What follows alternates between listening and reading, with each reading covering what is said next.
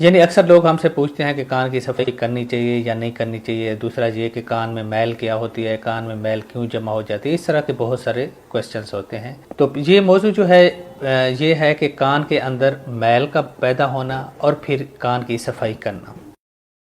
मैं हूं डॉक्टर मकबूल और आज जिस टॉपिक पे हम बात करेंगे वो बहुत ही इंटरेस्टिंग टॉपिक है और बहुत ही कॉमन टॉपिक है। अक्सर हमारे पास मरीज़ आते रहते हैं या बहुत सारे लोग भी हमसे पूछते रहते हैं, तो इसलिए मैंने सोचा कि आज इस मौजू पे ज़रा बात की जाए।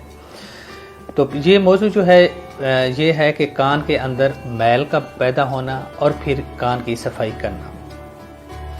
यानी अक्सर लोग हमसे पूछते हैं कि कान की सफाई करनी चाहिए या नहीं करनी चाहिए। दूसरा ये कि कान में मैल क्या होती है, कान में मैल क्यों जमा हो जाती है। इस तरह के बहुत सारे क्वेश्चंस होते हैं जो कि हम अक्सर उनको बताते रहते हैं।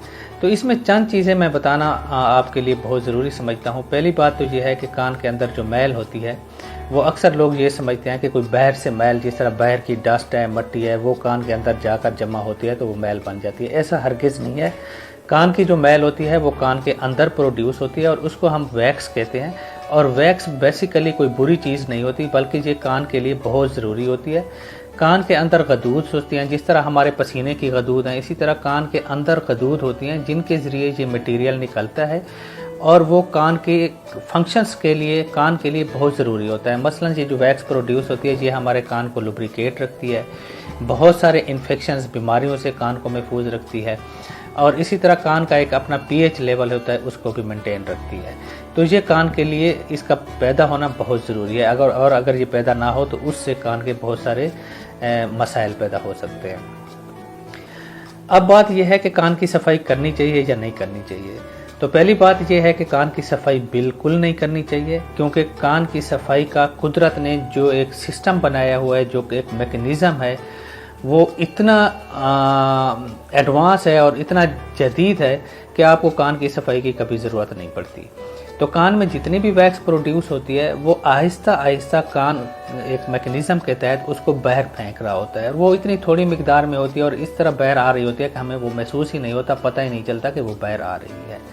तो कान की सफाई खुद ब खुद होती रहती है और इसकी सफाई हमें नहीं करनी चाहिए, नंबर 1। अब नंबर 2, वो लोग जो अक्सर सफाई करते हैं, यानी अक्सर आते हैं मरीज़ हमारे पास, वो कहते हैं सुबह हम नहाने के बाद कान में कॉटन बड से इसकी सफाई करते हैं। तो कॉटन बड्स का इस्तेमाल कान में हरगिज़ नहीं करना चाहिए। ये बहुत ही नुकसानदेह होता है और इसकी कोई ज़रूरत नहीं होती।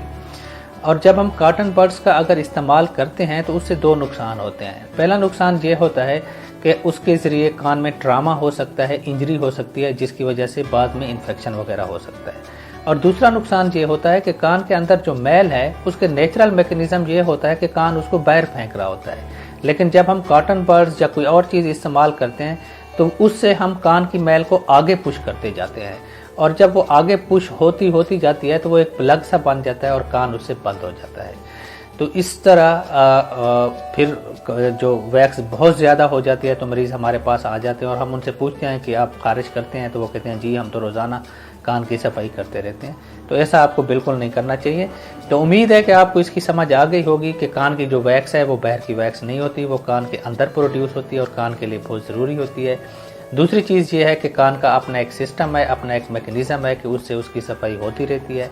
और तीसरी इंपॉर्टेंट बात यह है कि कॉटन बड्स या और कोई चीज़ कान की सफाई के लिए बिल्कुल कतई इस्तेमाल नहीं करनी चाहिए,